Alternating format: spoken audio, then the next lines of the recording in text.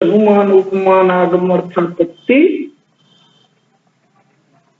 उपलब्धि भेदात। प्रत्यक्ष अनुमान उपमान आगम अर्थापत्ति उपलब्धि अनुपलब्धि भेदात। ये जो है ये 6 प्रमाण की कर चर्चा हुई। तो किस प्रकार से वो 6 प्रमाण माने गए हैं अद्वैत वेदांत में। तो उन 6 प्रमाणों में अब हम लोग जो है आज चर्चा करेंगे आगे। अब देखिए तत्र प्रत्यक्ष प्रमाया, उन 6 प्रमाणों में अब प्रत्यक्ष की चर्चा। तो आगे पूरा का पूरा जो है ना, ये जो वेदांत परिभाषा है इसमें सबसे महत्वपूर्ण चीज प्रत्यक्ष। पहला जो परिच्छेद है वो सबसे महत्वपूर्ण है, अपेक्षाकृत मूल भी है, कठिन भी है, क्योंकि वो नए ढंग से जो प्रत्यक्ष को परिभाषित करना, प्रत्यक्ष को बता। तो थोड़ा सा जो है ध्यान लगाने की जरूरत है। आगे जो है वो सामान्य है, आगे जो अनुमान है, उपमान है, शब्द है, अर्थापत्ति है, अनुपलब्धि है, उसमें कोई ऐसा नहीं। तो प्रत्यक्ष वाला जो खंड है वो अत्यंत महत्वपूर्ण है। प्रत्यक्ष खंड को खूब ध्यान से देखिए। चीजें अगर नहीं समझ में आती हैं तो उसको, जैसे प्रमा वाले में तो कुछ भी समझ में न आने वाली बात थी ही, और प्रत्यक्ष वाले में भी कुछ चीजें अगर नहीं समझ में आएंगी तो उसको फिर हम लोग कई एक चक्र में और समझने की कोशिश करेंगे, ठीक ना। तो दोनों चीजों को मिला करके चला जाए, ग्रंथ को भी देखा जाए और ग्रंथ के आधार पे ही हम लोग बढ़ेगा।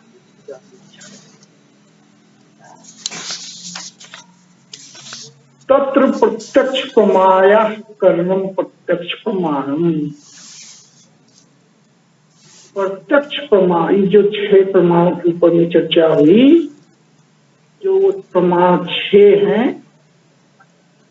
उन 6 प्रमाणों में प्रत्यक्ष प्रमाण के बारे में अब चर्चा। प्रत्यक्ष प्रमाण क्या है तो बता रहे हैं, प्रत्यक्ष प्रमाण का जो करण है वो प्रत्यक्ष प्रमाण। ये प्रत्यक्ष प्रमाण का करण हो, ये प्रत्यक्ष प्रमाण का साधन हो, प्रत्यक्ष प्रमाण कहेंगे। आपको पीछे बताया गया है, जो प्रमाण के करण को प्रमाण कहते हैं, प्रमाण के साधन को प्रमाण कहते हैं, ठीक ना। प्रमाण के साधकतम कारण प्रमाण के साधन को प्रमाण कहते हैं। तो ये प्रमाण 6 प्रकार के होते हैं, प्रत्यक्ष, अनुमिति, उपमिति, शब्द, अर्थापत्ति, अनुपलब्धि से। तो उसी पर से 6 प्रकार के प्रमाण होंगे, प्रत्यक्ष, अनुमान, उपमान, शब्द, अर्थापत्ति, अनुपलब्धि। अब बता रहे हैं जो प्रत्यक्ष प्रमाण जो है उसका जो करण है उसे प्रत्यक्ष प्रमाण। अब प्रश्न है, तब प्रत्यक्ष प्रमाण क्या है? आपने तो ये बहुत बढ़िया ढंग से बता दिया, जो प्रत्यक्ष प्रमाण का जो साधन है वह जो है प्रत्यक्ष प्रमाण होता है। तो बताइए जो प्रत्यक्ष प्रमाण क्या है, प्रत्यक्ष ज्ञान क्या है? प्रत्यक्ष प्रमाण जो है, इनको ये लोग प्रत्यक्ष प्रमाण परिभाषित करते हैं, प्रत्यक्ष प्रमाण च अत्र चैतन्य। प्रमाण शब्द को आपको पहले बताया गया था। प्रमाण शब्द क्या है अद्वैत वेदांत में? अद्वैत वेदांत में प्रमाण की क्या परिभाषा दी गई है? अनधिगत और अबाधित। हाँ, एकदम सावधान ढंग से बोलिए, प्रमाण की क्या परिभाषा? तो आप ऐसे कर सकते हैं, अबाधित ज्ञान को प्रमाण कहते हैं। बात समझ में आ गई? कल था ना ये जो दूसरी वाली परिभाषा, अबाधित ज्ञान को प्रमाण कहते हैं। जो ज्ञान बाधित न हो उसको प्रमाण कहते हैं। ये एक परिभाषा दी गई। दूसरी परिभाषा वही हम लोगों ने देखी थी, क्या? अनधिगत अबाधित विषय के ज्ञान को प्रमाण कहते हैं। तो ये परिभाषा दी गई, अबाधित विषय के ज्ञान को प्रमाण कहते हैं या अबाधित ज्ञान को प्रमाण कहते हैं। दूसरी परिभाषा दी गई क्या? अनधिगत अबाधित विषय के ज्ञान को प्रमाण कहते हैं। तो 2 परिभाषाएं दी गई, ठीक ना। ऐसा ज्ञान जो बाधित न हो या ऐसे विषय का ज्ञान जो बाधित न हो उसे क्या बोलते हैं? अद्वैत वेदांत में प्रमा बोलते हैं। एक ठीक ना। और एक दूसरी परिभाषा दी गई थी, ऐसे विषय का ज्ञान जो अनधिगत हो और अबाधित हो, उसे प्रमा कहते हैं। ठीक, तो यह जो प्रमा है वो 6 प्रकार का होता है। उसमें प्रत्यक्ष प्रमा की चर्चा हो रही है, और प्रत्यक्ष प्रमा का जो साधन होता है उसे प्रत्यक्ष प्रमा कहते हैं। प्रत्यक्ष प्रमा के करण को प्रत्यक्ष प्रमा कहते हैं। करण की परिभाषा व्यापारवत असाधारणम कारणम कर्णम ये दिया गया था, पीछे बताया गया। तो प्रत्यक्ष प्रमा क्या है? चैतन्यम एव, चेतना ही तो प्रत्यक्ष है। प्रत्यक्ष में होता क्या है? प्रत्यक्ष प्रमा च अत्र चैतन्य, ये जो चैतन्य है वही क्या है? प्रत्यक्ष प्रमा है। प्रत्यक्ष प्रमा च अत्र चैतन्यम एव, प्रत्यक्ष प्रमा यहाँ पे चैतन्य ही है, चेतना ही। चेतना का जो प्रकाश है या स्वप्रकाश चेतना, वही क्या है? प्रत्यक्ष। प्रत्यक्ष में क्या होता है? एकदम वस्तु की शुद्ध चेतना जो है आपके सामने चेतना आती है। तो जो क्या कहते हैं, वस्तुतः देखा जाए तो प्रत्यक्ष में क्या चेतना भाषित है, या चेतना का प्रकाश भाषित होता है, या तो प्रकाश चेतना। तो इसलिए कहा प्रत्यक्ष प्रमा च अत्र चैतन्यम, चैतन्यम एव, चेतना ही क्या है? चैतन्य ही प्रमा है। इसके लिए कहते हैं क्या? क्योंकि यत् साक्षात अपरोक्षात ब्रह्म, इस प्रकार की श्रुति है जो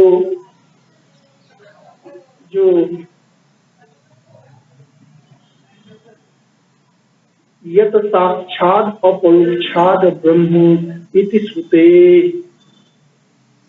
जो साक्षात ब्रह्म क्या है? तो श्रुति में भी कहा गया, जो वस्तुतः जो है तो चैतन्य रूप जो तत्व है वही क्या है? साक्षात है या परोक्ष है। तो जो आत्मा है, जो ब्रह्म है, वही साक्षात अपरोक्ष। तो वस्तुतः प्रत्यक्ष प्रमा तो वही आत्मा का चैतन्य से प्रकाश आत्मा है, इनके अनुसार स्वयं प्रकाश चेतना।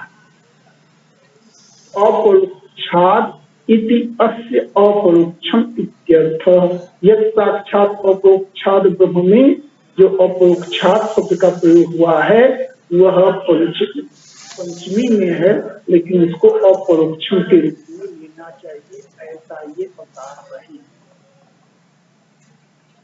अब थोड़ा सा आगे है, जो चीज नहीं समझ में आएगी फिर उसको अभी पंक्ति देख लीजिए और उसको कई बार दोहराइएगा तो समझ में आएगा। ननु चैतन्यम अनादि तत्कथम चक्षुरादे तत्करणत्वेन प्रमाणत्वम इति।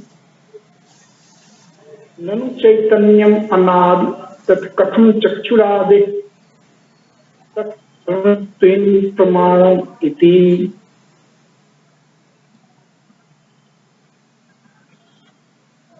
अब प्रतिपक्षी ने प्रश्न उठाते,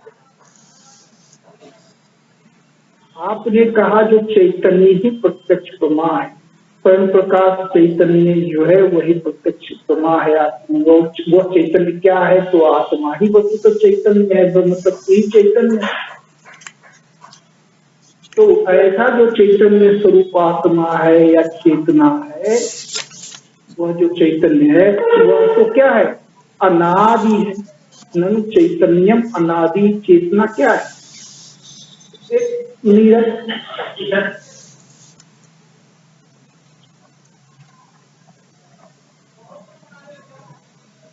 भैया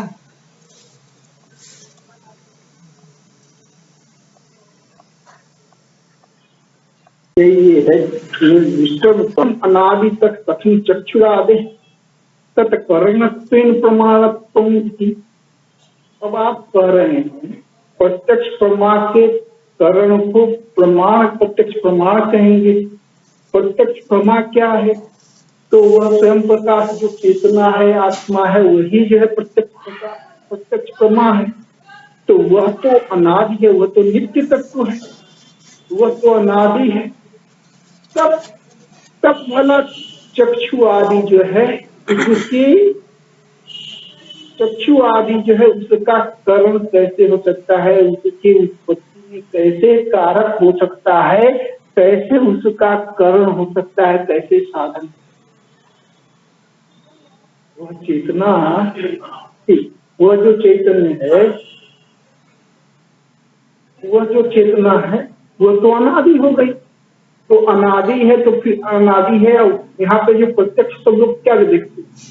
जो हम आंख से किसी चीज को देखते हैं तो प्रत्यक्ष हमको होता है, तब हमको उस चीज की चेतना होती है, उस चीज का ज्ञान होता है। और आप बता रहे हैं, आप जो बता रहे हैं जो वस्तुतः प्रत्यक्ष हमारे अनुसार जो है वह क्या है? यह स्वयं प्रकाश चैतन्य है। तो स्वयं प्रकाश चैतन्य रूप या ब्रह्म रूप जो तत्व है वह तो क्या है? अनादि है, तब वह तो नित्य है। तो भला जो है उसका कोई करण क्या होगा? इसलिए चक्षु आदि तब करण रहेंगे ही नहीं, इसलिए प्रमाण बनेगा ही नहीं। ऐसा यह प्रतिपक्षियों का आक्षेप है। इसका जो है उत्तर देखिए क्या उच्चते, इस पर ये उत्तर देखिए क्या उत्तर लिखते हैं। चैतन्य अनादित्वे भीतर अभिव्यंजक अंतःकरण वृत्ति इंद्रिय सन्निकर्तादिना जायते। यद्यपि चैतन्य जो है अनादि है, नित्य है और अनादि है, यद्यपि चैतन्य अनादि है, तो सही प्रश्न उठाया आपने, जो चेतना तो वस्तुतः अनादि है, तो भला उसको कैसे जो है वो कोई आंख आदि से या चक्षु आदि से हम देखेंगे तो चेतना उत्पन्न होगी? तो कह रहे हैं चैतन्य अनादित्व, यद्यप चेतना जो है अनादि है, फिर भी तद अभिव्यंजक अंतःकरण वृत्ति इंद्रिय सन्निकर्तादिना जायते। यद्यप चेतना अनादि है, चेतना को जो अभिव्यक्त करने वाली अंतःकरण वृत्ति है वह इंद्रिय सन्निकर्ष से उत्पन्न होती है। सही है, जो चेतना नित्य है वह उत्पन्न नहीं होती, वह तो हमेशा उसका प्रकाश विद्यमान रहेगा। लेकिन विद्यमान रहने के बावजूद जो है वह अभिव्यक्त नहीं हो पाता है सबको। उसकी अभिव्यक्ति कैसे होती है? तो अंतःकरण वृत्ति के माध्यम से ही होती है। अंतःकरण वृत्ति के माध्यम से ही उसकी अभिव्यक्ति होती। चैतन्य अनादित्व अभिव्यंजक अंतःकरण वृत्ति इंद्रिय सन्निकर्तादिना जायते। यद्यप चेतना जो है अनादि है, फिर भी उसकी अभिव्यंजक अंतःकरण वृत्ति क्योंकि इंद्रिय सन्निकर्ष से उत्पन्न होती है। जब इंद्रिय का विषय से संपर्क होता है तब क्या होता है? इंद्रिय का विषय से संपर्क होने से उस विषय के आकार में अंतःकरण आकारित होती है और उसमें विषय की वृत्ति उत्पन्न होती है। तो वस्तुतः वह वृत्ति उत्पन्न होती है। वृत्ति चूंकि इस वृत्ति में ही चेतना अभिव्यक्त होती है, वृत्ति विशिष्टम चैतन्यम आदिमत इति उच्यते। और चूंकि इस वृत्ति में ही चेतना अभिव्यक्त होती है, इस वृत्ति से ही चेतना अभिव्यक्त होती है, इसलिए वृत्ति विशिष्ट चैतन्य को क्या कहते हैं? कहा जाता है जो वृत्ति विशिष्ट चैतन्य ज्ञान अवच्छेदकत्वात् च वृत्तौ ज्ञान। सर आवाज कट रहा है। आवाज कट रही है?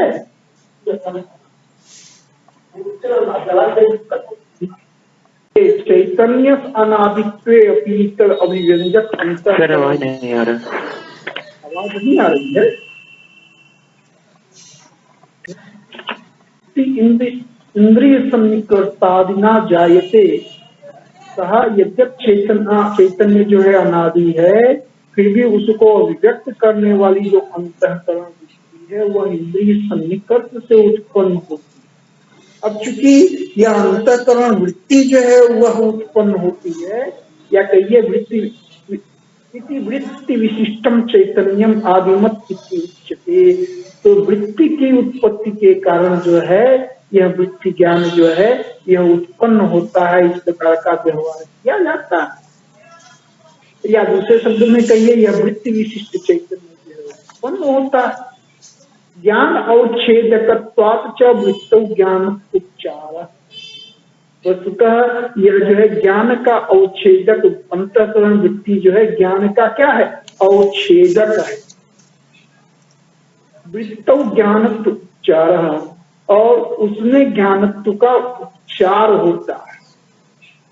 सही स्थिति यह जो वृत्ति विशिष्ट ज्ञान उत्पन्न होता है या वृत्ति उत्पन्न होती है, उसमें जो ज्ञान अंश है सही देखा जाए तो वो भी नहीं उत्पन्न होता, वृत्ति ही उत्पन्न होती है।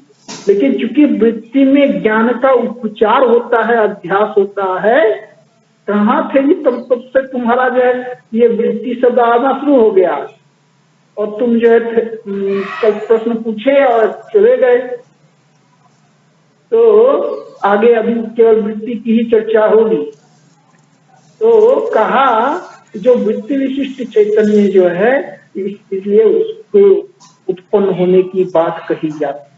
ये जो वृत्तियां होती हैं वो क्या करती हैं, ज्ञान का अवच्छेदक होती हैं, और वृत्ति में ज्ञान का उपचार होता है।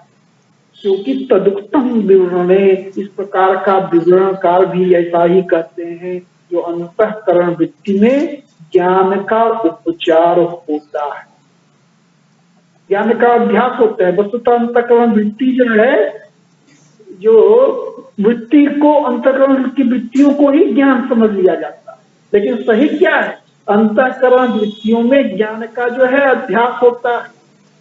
तो तादात्म्य, चूंकि तादात्म्य अभ्यास होता है ज्ञान से, आत्मा से, चेतना से, तो लोग जो है उसको जो है चेतन समझ लेते हैं। तो ये इनकी प्रक्रिया है। ऐसा जो है एक बार फिर से ऊपर से इनको दिखा दिया जाए, ये आए हैं त्रिपाठी बाद में जो है एक बार जो है, हालांकि कई बार जो है सॉरी सर नेट मेरा रिचार्ज खत्म हो गया था, इस कारणवश सर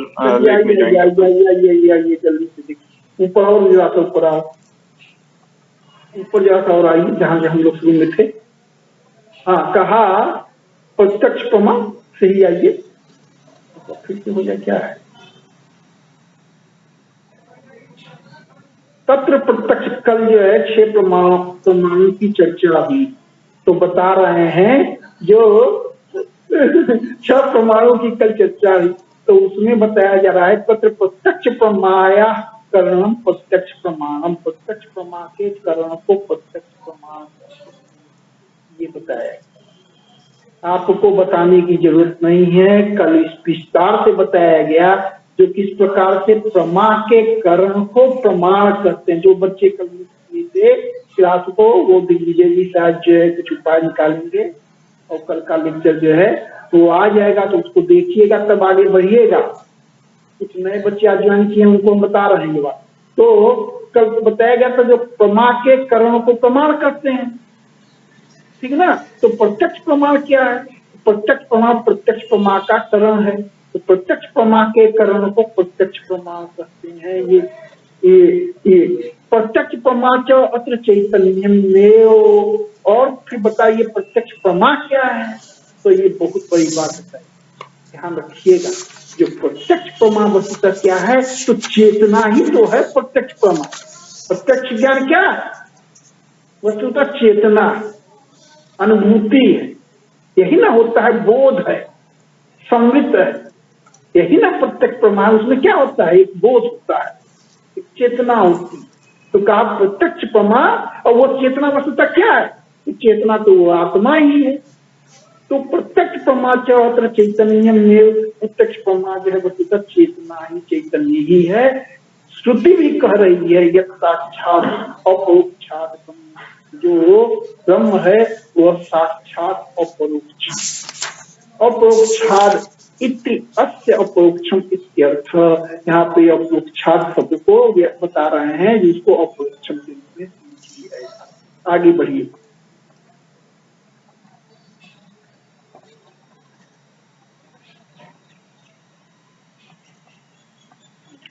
अब इस पर पूछा गया उच्यते, अच्छा यहाँ पे आया ननु चैतन्यम अनाद तत् कथम चक्षुरादे तत्करणत्वेन प्रमाणत्वम इति। कहा ननु चैतन्यम अनादि तत् कथम चक्षुरादे तत्करणत्वेन प्रमाणत्वम इति। चैतन्य जो है अनादि है। आपने तो कह तो दिया बहुत बढ़िया, जो प्रत्यक्ष प्रमाण क्या है, तो वो जो चैतन्य है वो चेतना क्या है, तो वो वस्तुतः जो है वो जो वस्तुतः वो आत्म तत्व ही है, ब्रह्म तत्व ही है। श्रुति भी बता रही है जो वस्तुतः साक्षात अपरोक्ष तो ब्रह्म ही है, आत्मा ही है। तो वह आत्मा वह चेतना तो वस्तुतः क्या है, अनादि है। और आप बता रहे हैं जो प्रमाण के करणों को प्रमाण कहते हैं, तो अब वह जो है चेतना की ब्रह्म तत्व का कोई करण होता है क्या? ननु चैतन्यम अनादि तत् कथम चक्षुरादे तत्करणत्वेन प्रमाणत्वम इति। अगर चैतन्य अनादि है तो भला कैसे चक्षुरादि इसके करण हो सकते हैं? चक्षुरादि में उनके करणत्व प्रमाणत्व की व्याख्या हो सकती है। ठीक, तो अब आगे ये बता रहे हैं उच्यते, इस पर ये कह रहे हैं, क्या कह रहे हैं? चैतन्य अनादित्य तद अभिव्यंजक अंतःकरण वृत्ति इंद्रिय सन्निकर्षादिना जायते। यद्यपि यह सही है जो चैतन्य जो है नित्य है, अनादि है, लेकिन उसको अभिव्यक्त करने वाली जो अंतःकरण वृत्ति है वो कैसे? वह इंद्रिय सन्निकर्ष से ही उत्पन्न होती।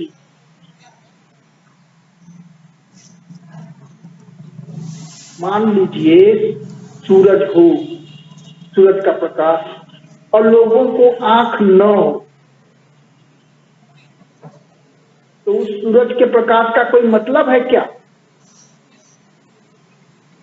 तो उसी तरह से चेतना का प्रकाश तो सब जगह है, लेकिन कुछ ऐसी परिस्थिति है उनके साथ जो वो अभिव्यक्त कैसे होती है? वो आपके मन की वृत्तियों के माध्यम से अभिव्यक्त होती है।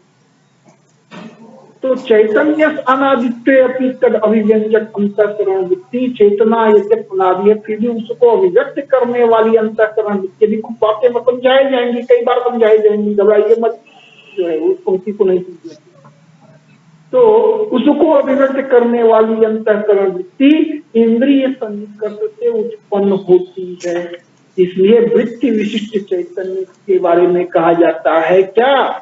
जो वह उत्पन्न होती है, वृत्ति विशिष्ट चैतन्य को, चिदाभास को वह आदिमत कहा जाता है, आदि वाला कहा जाता है, उत्पन्न कर्मा कहा जाता है।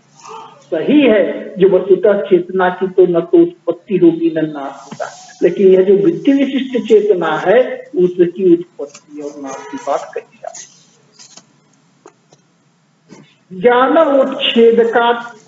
ज्ञानोच्छेदकत्वात् च वृत्तौ ज्ञानत्वोच्चारः।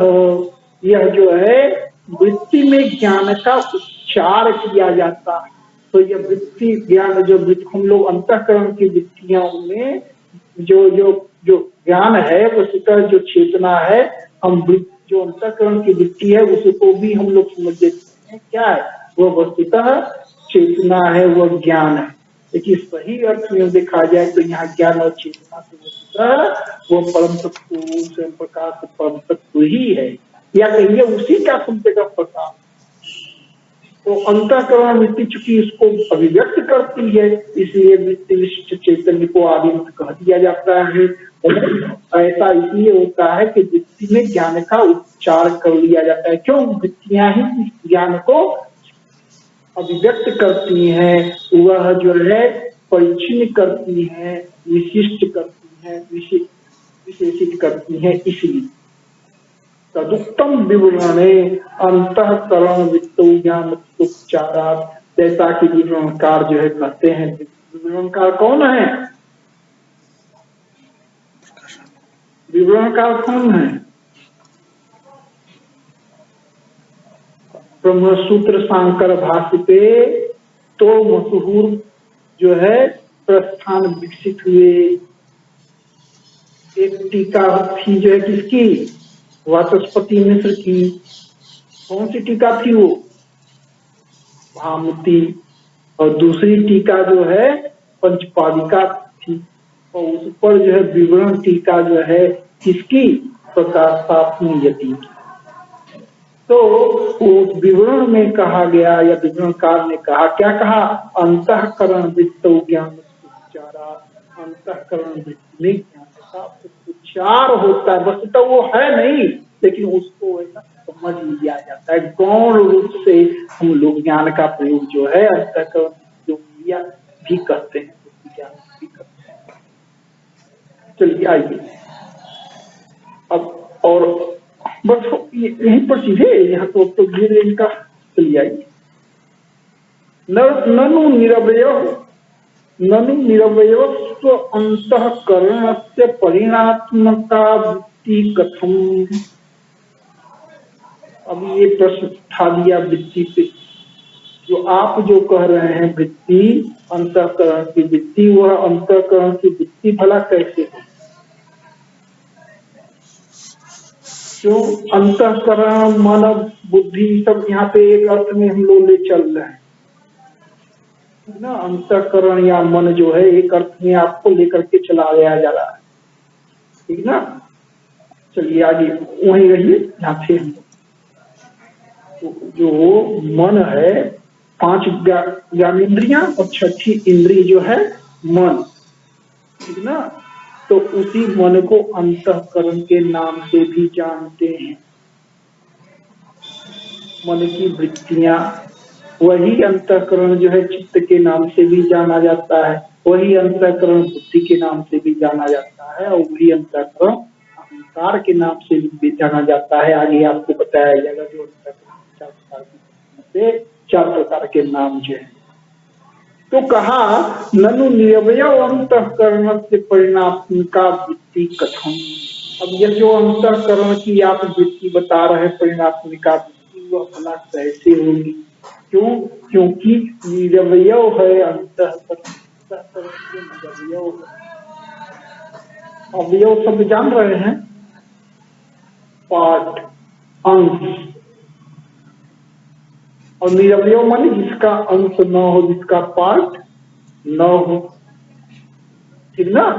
निरवय जिसके अवयव नहीं। तो अंतःकरण जो है वह क्या है, वह तो सूक्ष्म होता है, वह तो निरवय होता है। तो भला उस वह अंतःकरण सूक्ष्म अंतःकरण है, आप कह रहे हैं विषय के आकार में जाकर के आकारित हो जाता है, ठीक ना। तो वह भला कैसे होगा, निरवय अंतःकरण की परिणात्मिका वृत्ति कैसे होगी। आगे बताया जाएगा, वृत्ति पे खूब विस्तार से चर्चा होगी। हम जानबूझ के कभी नहीं करना चाहते, आज भी नहीं करना, इतनी बार बार सब आ रहा है। संक्षेप में बताया जाए, जो मन जो है या अंतःकरण या बुद्धि कहिए, तीनों की प्रक्रिया है। और ये क्या करते हैं अद्वैत वेदांत में, और ये सांख्य में भी, आपने सांख्य में देखा होगा ना, योग चित्त निरोध, चित्त की वृत्तियों का निरोध हो जाना ही क्या है, योग है। तो वह जो चित्त है वो नानाविध विषयों के आकार में आकारित होता है। तो उन्हीं वृत्तियों के निरोध की बात यहाँ पे की गई है। अब यहाँ समझिए, तो वह जो आपका अंतःकरण है, मन है, वह क्या करता है, वह जो है वह विषय के पास जाकर के उसके आकार में आकारित हो जाती है। तो यह जो अंतःकरण का विषय के आकार में आकारित होना है, वही क्या है, दृष्टि। ध्यान दीजिएगा, उनके अनुसार, अद्वैतियों के अनुसार जो मन या अंतःकरण है वह क्या है, वो तेजस द्रव्य है। वह क्या है, वह इंद्रियों के रास्ते विषय देश पर पहुंचता है, विषय पर पहुंचा और घट के रूप में, पट के रूप में, किताब के रूप में, मोबाइल के रूप में, टीवी के रूप में, कार के रूप में, स्कूटर के रूप में, बाइक के रूप में आकारित हो जाता है। ठीक है ना। तो वस्तुतः ज्ञान जो है, इनके अनुसार आगे बताएंगे, वह जो यही की बात को समझा रहे हैं, तो वह जो अंतःकरण है नानाविध विषयों के रूप में आकारित हो गया, परिणमित हो गया, यही हुआ अंतःकरण की वृत्ति। और उसमें जब चेतना का प्रकाश हो जाता है तो उस विषय का, जिस विषय के आकार में वो आकारित होता है, उस विषय का ज्ञान हो जाता है। इनके तो जरूरी क्या है, जो अंतःकरण में वो आकार उत्पन्न हो। तो वो आकार कैसे उत्पन्न होगा, तो प्रत्यक्ष में ये बताते हैं, जो इंद्रियों का जब विषय से सन्निकर्ष होता है, कि इंद्रियों के माध्यम से विषय जो है, इंद्रियों के माध्यम से मन जो है विषय तक पहुंचता है, उसके आकार में आकारित हो जाता है। यही क्या है, वृत्ति। आगे प्रक्रिया बताई जाए। जैसे नाली का जल जो है, या मान लीजिए सरोवर का जल जो है, नाली वाली के माध्यम से आप पता ना खेती जो होती है, तो वो पानी रहता है पोखरे का या जहां भी का, वहां से पानी आप लेकर के नाली बना करके ले जाते हैं खेतों में, उसके आकार में आकारित हो जाता है। उसी तरह से अंतःकरण जो है वह इंद्रियों के द्वारा जाकर के विषय पर पहुंचता है, और जहां पहुंचता है उसके आकार में आकारित हो गया। तो वह जो है, यह जो उसका आकारित होना हुआ, विषय के आकार में जो अंतःकरण का परिणाम हुआ, उसी को क्या बोलते हैं, वृत्ति।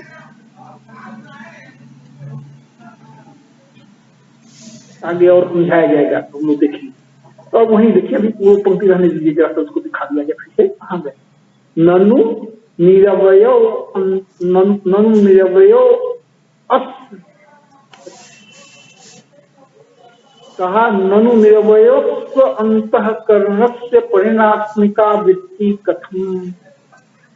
जो निरवयव कहा, जो निरवयव है, ऐसे अंतःकरण का परिणात्मक वृत्ति भला कैसे होगा। जो सावयव है उसका न परिणाम होगा। जो खुद जो है, ये आप ऐसे समझिए, जो अत्यंत सूक्ष्म है, उसका भला वो चीज भला कैसे उसके आकार में आकारित होगी। और मन तो अत्यंत सूक्ष्म है, वह तो निरवयव है। तो जब वह निरवयव है तो उस अंतःकरण में परिणात्मिका वृत्ति भला कैसे होगी, ऐसा प्रतिपक्ष में प्रश्न है। अब आगे आइए, इस पर ये कह रहे हैं, हम क्या कह रहे हैं, न तावद अंतःकरणम निरवयवम। आप जो कह रहे हैं जो अंतःकरण निरवयव है, ऐसा न तावद अंतःकरणम निरवयवम, यह जो अंतःकरण है वह निरवयव नहीं है। साधि द्रव्यत्वेन सावयवत्वात्, वह वस्तुतः क्या है, साधि द्रव्य है, वह उत्पन्न होने वाला द्रव्य है, इसलिए वह सावयव है, वह निरवयव नहीं है। आप जो है गलत समझ जो है बना लिए, क्या अंतःकरण की, जो अंतःकरण जो सूक्ष्म है, अनुरूप है, वो अनुरूप नहीं है, मध्यम परिणाम। क्यों ये इसलिए नहीं है, अनुरूप नहीं है, क्योंकि वह जो है वह निरवयव नहीं है। क्यों, क्योंकि वह सावयव है। क्यों, क्योंकि वह उत्पन्न होने वाला द्रव्य, जो उत्पन्न होने वाले द्रव्य होते हैं वो सावयव होते हैं, और यह अंतःकरण भी उत्पन्न होने वाली चीज है। क्यों, क्योंकि साधित्वम च तन्मनो असृजत इत्यादि श्रुति कहती है, क्या, जो उसने, उस परमात्मा ने मन की रचना की, जब मन की रचना की तो मन साधि द्रव्य हो गया, और जो साधि द्रव्य होता है वह साधि माने जिसका आदि हो, जो उत्पन्न हो, तो उत्पन्न वह आदिमान द्रव्य हो गया। तो वह फिर जो आदिमान होता है वह निरवय नहीं होता है, वो सावयव होता है। इसलिए आपका जो तर्क था वो गलत। फिर वृत्ति रूप ज्ञान से मनोधर्म काम संकल्पो चिकित्सा श्रद्धा धृति अधृति इति एतत् सर्वं मन एव बृहदारण्यकोपनिषदि इति श्रुतिर्मानम् धी शब्देन वृत्ति रूप ज्ञान अविधानात्। तो दो तर्क दिया, जो श्रुति प्रमाण जो है दो देखिए, एक तो श्रुति कहती है क्या, जो उसमें मन की रचना की, इसलिए जो है मन जो है साधि द्रव्य है, इसलिए वो सावयव हुआ, वह निरवय नहीं है। आप जैसा बात, और निरवय चूंकि नहीं है, सावयव है, इसलिए वह किसी वस्तु के आकार में आकार हो सकती है, इसलिए वृत्ति बन जाएगी।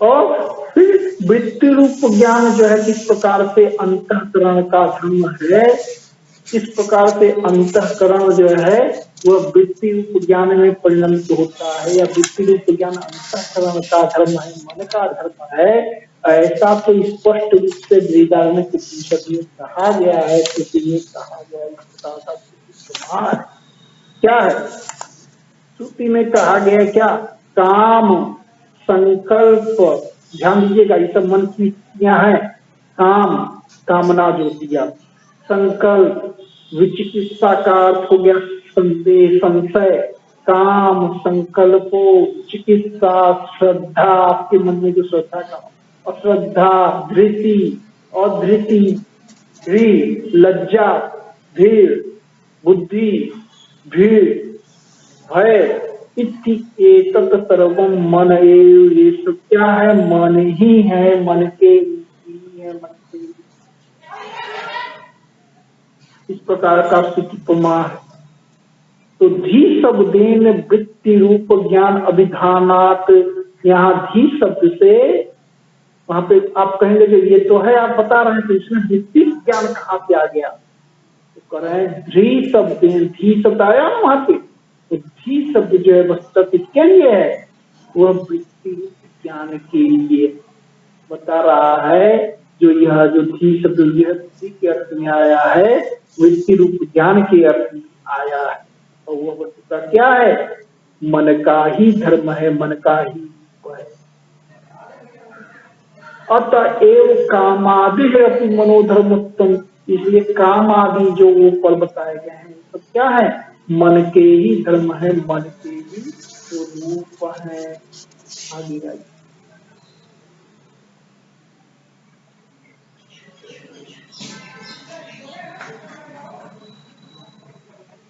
इसको पढ़ लिएगा आप लोग। अब ये देखिए प्रश्न उठा दिया,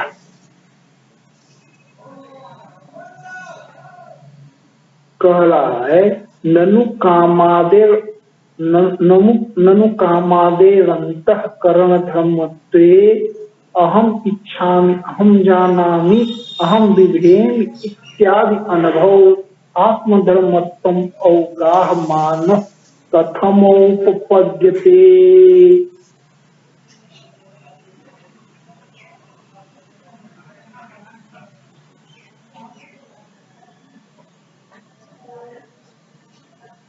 अब कहा आप जो कह रहे हैं, चलिए आपने अभी क्या कहा, आपने कहा जो यह वृत्ति रूप ज्ञान वस्तुतः क्या है, मन का धर्म है, अंतःकरण का धर्म है।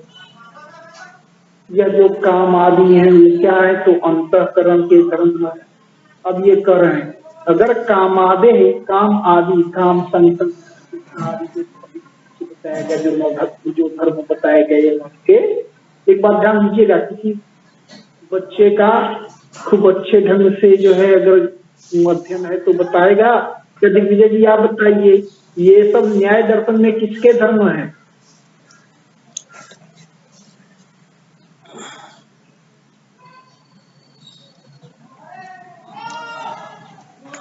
आत्मा के सर। न्याय दर्शन में ये सब आत्मा के हैं। बुद्धि, सुख, दुख, इच्छा, द्वेष, ठीक ना, धर्म अधर्म, ये संस्कार, ये सब क्या बताए गए? ये 9 धर्म जो हैं किसके हैं? आत्मा के हैं। न्याय दर्शन में यहाँ बताया जा रहा है किसके? मन के हैं ना जी। ये ध्यान देने वाली बात है। आइए चलिए आगे, कहाँ थे? बोलना पड़ेगा हमको किताब दिखा रहे थे। हाँ, ननु कामादेह अंतःकरण धर्म से अहम इच्छामि, अहम जानामि, अहम बिभेमि इत्यादि आत्मधर्म तुम अवगाह मान प्रथम पश्यति। आप कह रहे हैं जो ये काम आदि अंतःकरण के धर्म है, मन के धर्म। अगर मन के धर्म है तो फिर मैं इच्छा करता हूँ, मैं जानता हूँ, मैं डरता हूँ, मुझे लज्जा आती है, मुझे भय होता है, इस प्रकार का जो है ये आत्मधर्मत्व, ये आत्मा को ये जानना, इच्छा करना, भय, लज्जा आदि, इन सबको मैं के रूप में, अपने के रूप में, मैं के धर्म के रूप में तब इनका अवगाहन ज्ञान कैसे होता है?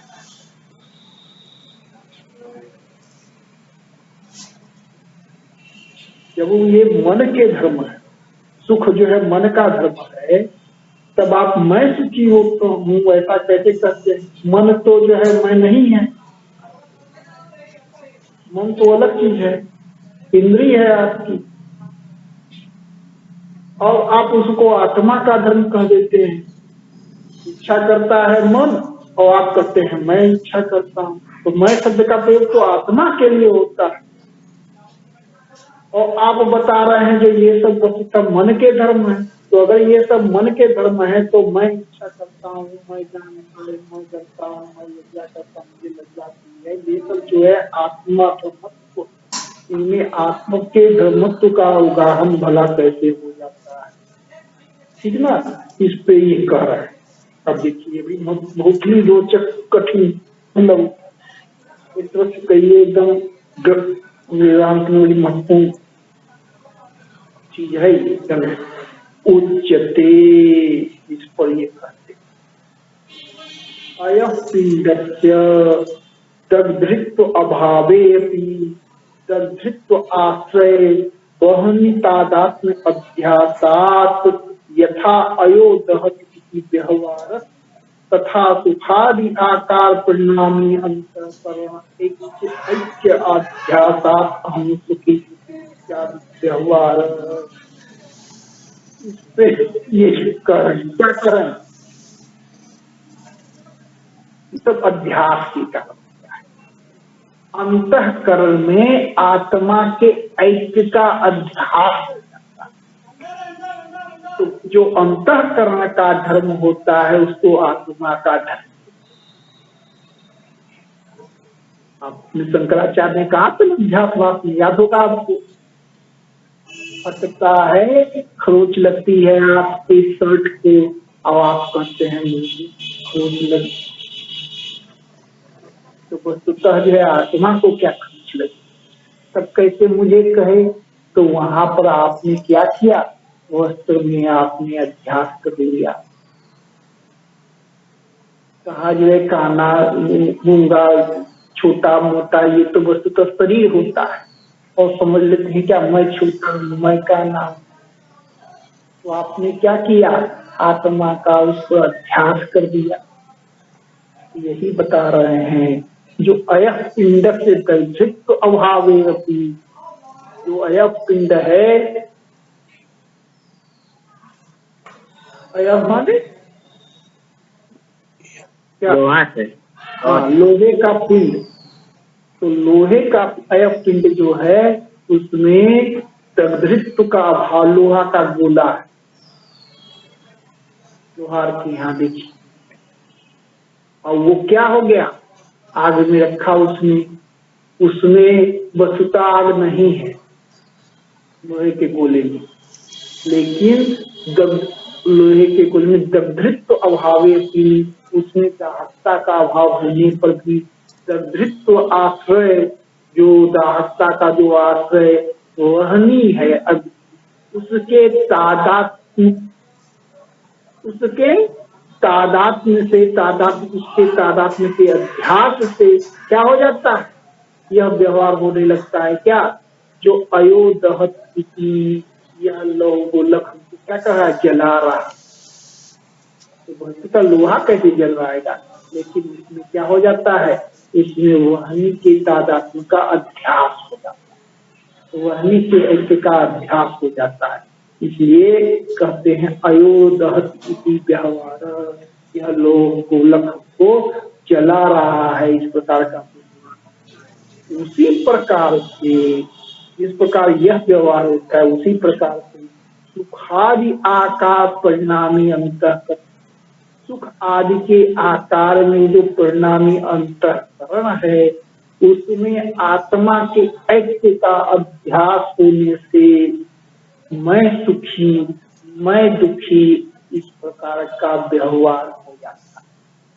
सुखी दुख और सुख तो मन का धर्म था, इच्छा द्वेष मन का धर्म था, काम संकल्प संशय पीछे जो बताया गया, धृति अधृति धीर घर, ये सब जो है अवस्था मन के धर्म। लेकिन इस मन में आत्मा के ऐक्य का अध्यास से मैं कामना करता हूँ, मुझे यह इच्छा है, मुझे संकल्प, ये मैं संकल्प करता हूँ, मैं जानता हूँ, मैं, इस प्रकार का व्यवहार होने लगता है। ठीक ना? आगे आइए।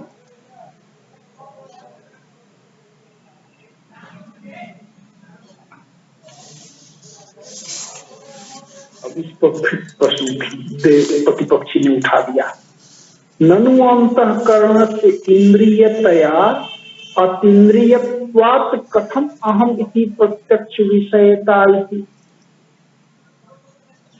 अब देखिए एक नया प्रकरण शुरू हो रहा है, यही छोड़ दे कि यही चलाएं, उसी चीज में एक नया प्रकरण शुरू हो रहा है।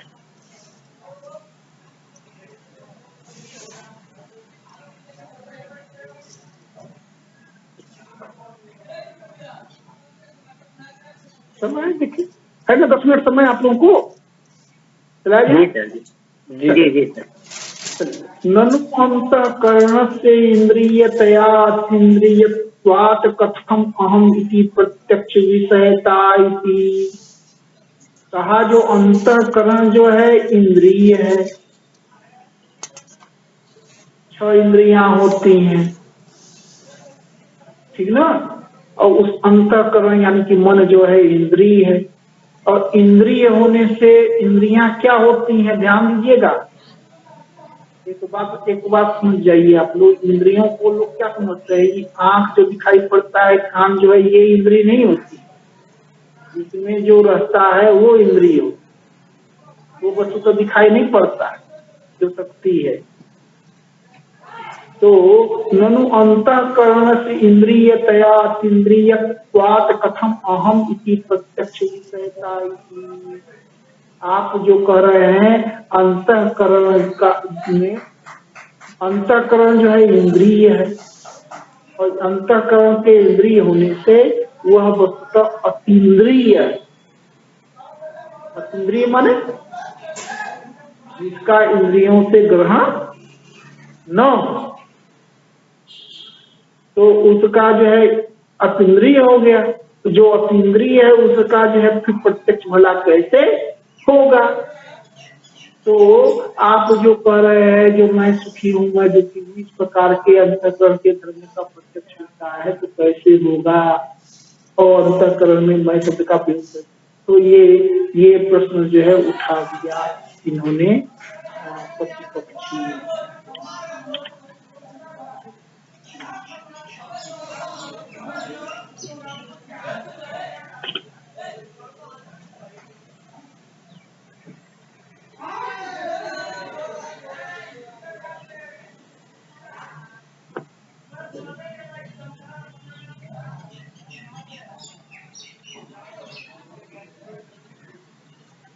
ठीक ना। तो उच्यते, इस पे वो कह रहा है। अब एक नया विवाद शुरू हो गया। मन जो है, अंतःकरण जो है, इंद्रिय है। इस पे तो मन अगर अंतःकरण इंद्रिय है तो फिर जो है वो प्रत्यक्ष का विषय भला कैसे बनेगी, वह मैं का विषय कैसे होगा, हम का विषय कैसे बनेगा। तो कह रहे हैं न तावद अंतःकरणम इंद्रियम इत्यत्र मानम अस्ति। अंतःकरण इंद्रिय है, इसमें यही लोग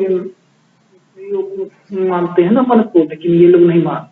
न तावद अंतःकरणम इंद्रियम इत्यत्र मानमस्ति। अंतःकरण इंद्रिय है, इसमें कोई मान प्रमाण नहीं है। इनका मत यह स्पष्ट, जो अंतःकरण इंद्रिय इंद्रिय है, इस बात को प्रमाण, इसका कोई प्रमाण है क्या? तो कहा प्रमाण है, प्रतिपक्षी बोलेगा मनः षष्ठानि इंद्रियाणि इति भगवत गीता वचनम प्रमाणम चेत न। कहा जो मनः षष्ठानि इंद्रियाणि ऐसे भगवत गीता में कहा गया है। कहा जो है किस अध्याय में जी? मनः षष्ठानि इंद्रियाणि इति भगवत गीता वचनम प्रमाणम चेत न। कहा जो मन जो है यह इंद्रिय है, ऐसा जो भगवत गीता में कहा गया। तो इसलिए यह जो आप जो कह रहे हैं इसमें कोई प्रमाण नहीं है, जो मन इंद्रिय नहीं है, मन इंद्रिय है, कोई प्रमाण नहीं। श्रुति तो सीधे श्रुति वचन है। अनिंद्रिय अपनी मनसा सत्व संख्या पूर्ण अवयोधात। इस पे ये कह जो नहीं, ये बात जो आप बता रहे हैं ये देखिए, आप बातों को समझिए। वहां मन को छठी इंद्रिय कहा गया, तो छठी संख्या की पूर्ति करने के लिए छठी कहा गया। अनिंद्रिय मन से भी छठी संख्या की पूर्ति हो जाती है। न ही इंद्रियगत संख्या पूर्णम इंद्रियेण इति नियमः। इंद्रियगत संख्या की पूर्ति इंद्रिय से ही हो ऐसा नहीं है। जो 6 इंद्रियों की बात आई, वो कहा उसमें 5 इंद्रियां और छठा मन। तो ऐसा नहीं समझना चाहिए जो वहां मन का वो जो छठी इंद्रिय बता, मन छठी इंद्रिय वहां नहीं है, मन अलग है, मन अलग है। लेकिन जो है वो कहने का ढंग है जो मन आदि 6 इंद्रियां की, ठीक ना। तो वो उन्होंने कहा, इनका कहना है जो इस वचन का ये इसका इससे ये मत जाइए जो ये भगवत गीता में ऐसा कहा गया जो मन जो छठी, बल्कि ये अनिंद्रिय मन से भी सत्व संख्या की छठी संख्या की पूर्ति हो जाती है। क्योंकि इंद्रियगत संख्या की पूर्ति इंद्रिय से ही हो ऐसा कोई नियम नहीं है। एक उदाहरण इन्होंने दिया, यजमान पंचमा ईडाम भक्षयन्ति। यजमान जिसमें 5वां है, ऐसे जो है ऋतिक वह भोजन कर रहे हैं। तो यहाँ जो ऋतिक ऋतिकगत पंचत्व संख्याया और अनृत्विजापि अनृत्विजापि यजमानेन पूर्णतः। कहा जो है ये यजमान आदमी जो है 5 ऋतिक जो है खा रहे हैं।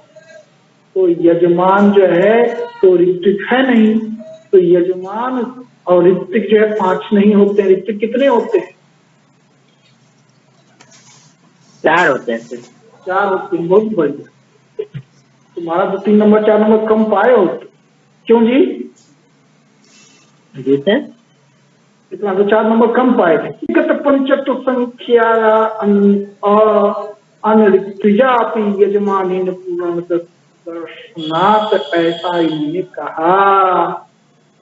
तो इसी तरह से देखिए, एक तो ये कहा यजमान पंचमा ईडाम भक्षयन्ति, ये कहा जो ये 5 जो है यजमान से 5 जो है भक्षण कर रहे हैं, तो वो 5 ऋत्विक जो है, तो 5 ऋत्विक तो 4 ही होते हैं, लेकिन यजमान को भी कह दिया गया। तो वहां पे ऋत्विक संख्या पंचत्व की पूर्ति गैर ऋत्विक से भी, उसी प्रकार से गैर इंद्रिय मन से भी इंद्रियों की संख्या की पूर्ति हो जाएगी। एक तीसरा उदाहरण दिया, वेदान अध्यापयामास महाभारत पंचमान। महाभारत 5 वेदों का अध्ययन कराया। तो महाभारत सहित, महाभारत तो क्या है,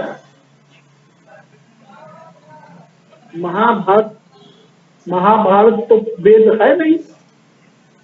तो महाभारत जो है उसमें जो वेद नहीं है, ऐसे महाभारत से भी 5वीं संख्या, वेद की 5वीं संख्या की पूर्ति की गई है। वेदगत पंचत्व संख्याया अवेदेन अपनी महाभारत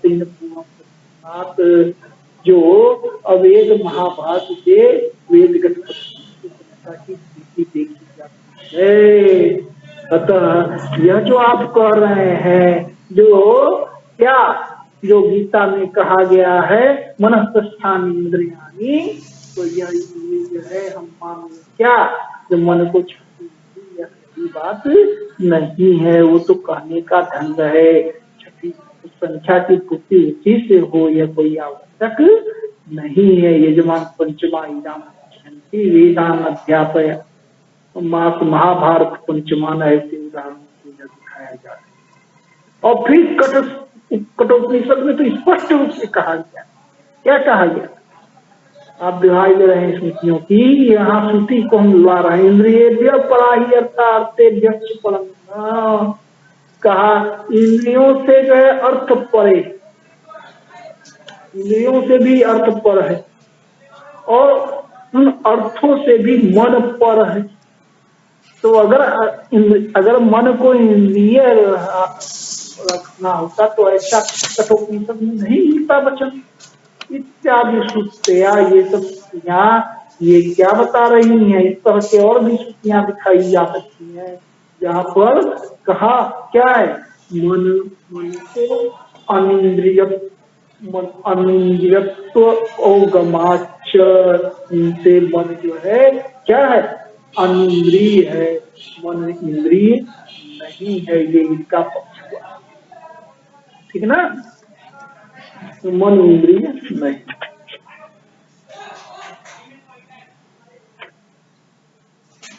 चलिए ये भी थोड़ा सा हुई एक लाइन और, हालांकि फिर से हम इस पे आए जो अभी पढ़ाने जा रहे हैं। एक तरह से वो आगे जब लोग आएंगे वहां पर इतना नहीं पढ़ाया जाता है, इसमें जो पंक्ति पढ़ाते हैं वो कम पढ़ाते हैं। तो भी चलिए आइए, अब बहुत बड़ा प्रश्न उठा दिया।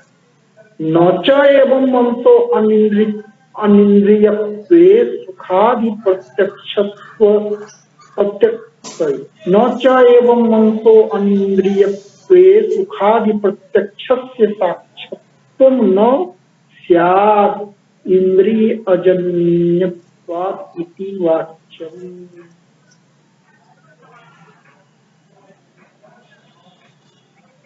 इंद्रिय अजन्यत्वात् इति वाच्यम्, इंद्रियों से उत्पन्न नहीं होता है क्या, सुख का, सुखादि प्रत्यक्ष से साक्षात्तम नो। ये कहा, आप कह रहे हैं जो मन जो है इंद्रिय नहीं है, तो जब मन इंद्रिय नहीं है तो सुखादि के प्रत्यक्ष की व्याख्या कैसी होगी।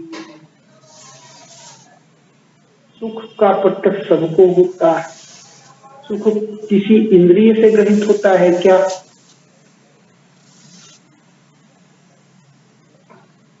प्रत्यक्ष क्या होता है, तो प्रत्यक्ष हुआ होता है जो इंद्रिय से ग्रहित हो। सुख जो है प्रत्यक्ष है, क्योंकि सुख जो है क्या है, मन रूपी इंद्रियों से ग्रहित होता है, ऐसा नैयायिक कहेगा। आप जो है मान नहीं रहे हैं मन को इंद्रिय, तब सुख को आप प्रत्यक्ष नहीं मानते हैं क्या? या दूसरे शब्दों में कहिए, सुख के प्रत्यक्ष की व्याख्या आप कैसे करेंगे? सारी दुनिया सुख को मानती है प्रत्यक्ष, सुख है, सुख को आपको अपने सुख का प्रत्यक्ष होता है, आपको अपने दुख का प्रत्यक्ष होता है।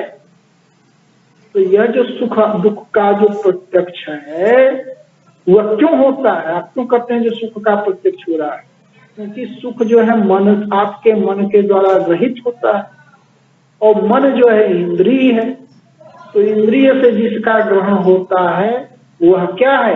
प्रत्यक्ष होता है, घटपट आदि का भी और सुख आदि चीजों का भी, घटपट आदि बाह्य वस्तुओं का और सुख आदि आंतरिक जो है आंतरिक वस्तुओं का या आंतरिक पदार्थों का, आंतरिक धर्मों का।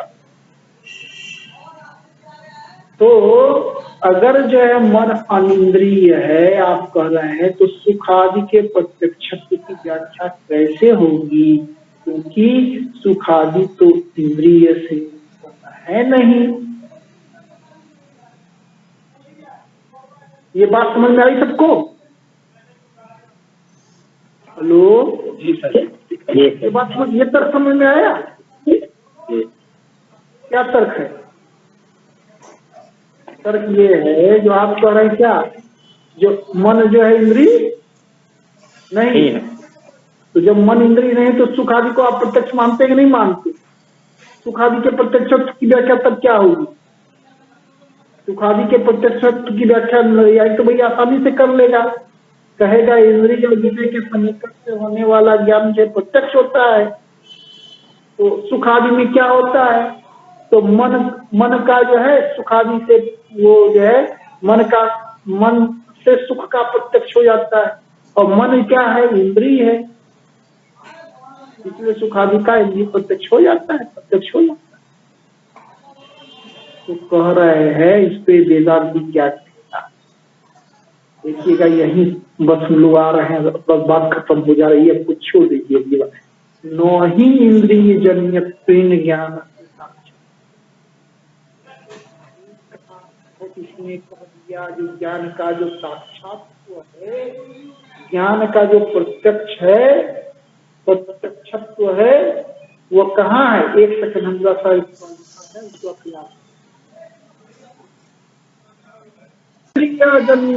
ज्ञान से साक्षात्व। कोई ज्ञान इसलिए प्रत्यक्ष नहीं होता है, इंद्रिय जन्यत्वेन का कोई ज्ञान इसलिए प्रत्यक्ष नहीं होता है, इसलिए साक्षात्कारी नहीं होता है कि वह इंद्रिय से उत्पन्न है। ये जो परिभाषा आप जो समझ रहे हैं, इंद्रिय से उत्पन्न होने वाला ज्ञान ही प्रत्यक्ष है, ऐसी बात नहीं है।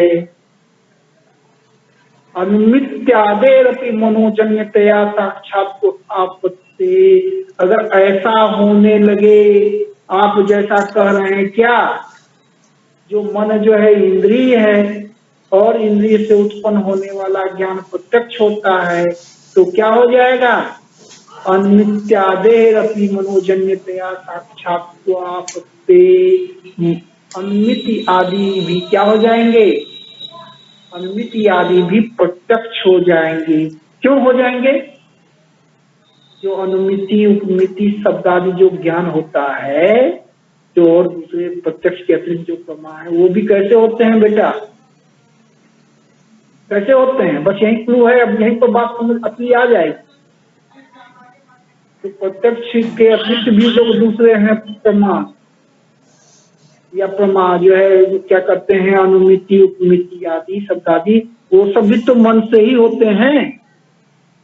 होते हैं कि नहीं होते हैं? मन से ही ना आप अनुमान करते हैं। अगर मन से अनुमान करते हैं तो फिर क्या हुआ? मन क्या है? इंद्रिय आप मान रहे नहीं आई लोग, तो मन से उत्पन्न होने के कारण जो है वो भी क्या हो जाएंगे? प्रत्यक्ष हो जाएंगे, क्योंकि मन इंद्रिय है, इंद्रिय से उत्पन्न होने वाला ज्ञान प्रत्यक्ष होता है। तो यह जो आप जो कहते हैं इंद्रिय से जो जन्य ज्ञान है वही प्रत्यक्ष है, साक्षात है, ऐसा सही नहीं है। तब क्या हो जाएगा? अनुमिति आदि भी मनोजन्य होने से प्रत्यक्ष हो जाएंगे। यही नहीं, दूसरा दोष क्या होगा? यानी कि लक्षण जो है आपका अतिव्याप्त हो जाएगा। इंद्रिय ये अब प्रकारांतर से ये दिखा रहे हैं, एक और बात भी बता रहे हैं, क्या आगे तुरंत लोग चुके जाएंगे। जो इंद्रिय से होने वाला जो ज्ञान है वह प्रत्यक्ष है, ऐसा नहीं है। अगर ऐसा हो जाए तो, और आप मन को इंद्रिय मानते हैं, तो फिर जो है ये अनुमान आदि भी जो है प्रत्यक्ष हो जाएंगे। आपका जो लक्षण है वो अतिव्याप्त हो जाएगा। और ईश्वर ज्ञान से अनिंद्रिय जन्य से साक्षात्व साक्षात्व साक्षात्व क्या है? साक्षात्वानाप पत्तेश्च, और ईश्वर ज्ञान जो है चूंकि क्या है वह इंद्रिय से उत्पन्न नहीं होता है, तो वो साक्षात्कारी नहीं हो पाएगा। ईश्वर के प्रत्यक्ष में, ईश्वर का प्रत्यक्ष चूंकि इंद्रियों से होता नहीं है, इसलिए आप इसका अर्थ ईश्वर का प्रत्यक्ष, ईश्वर को प्रत्यक्ष नहीं होता है क्या? और ईश्वर को प्रत्यक्ष होता है, ईश्वर को इंद्रियों से प्रत्यक्ष होता है क्या? जाहिर है प्रत्यक्ष की परिभाषा आप जो दे रहे हैं, इंद्रियों से उत्पन्न होने वाला, इंद्रिय से उत्पन्न होने वाला प्रत्यक्ष है, ऐसा नहीं है। वस्तुतः तो मन को अनिंद्रिय मानने पर भी सुखादि के प्रत्यक्ष की व्याख्या हो जाएगी। आप मत बैठिए, ठीक ना। तो बात को हम लोग समाप्त कर रहे हैं, यहाँ से शुरू करेंगे, फिर आगे जो हम लोग प्रत्यक्ष पर विचार करेंगे, ठीक ना। और तब फिर से वृत्ति की खूब विस्तार से चर्चा आएगी आगे। पूरा की पूरी जो वेदांत परिभाषा में ये जो है वो वृत्ति पर ही ग्रंथ है, समझ जाइए। और एक बहुत बड़ा ग्रंथ है वृत्ति को लेकर के, वृत्ति प्रभाकर। तो वो पूरा का पूरा वो वृत्ति प्रभाकर जो है निश्चल दास की, ठीक ना। तो हम लोग जो है चर्चा करें।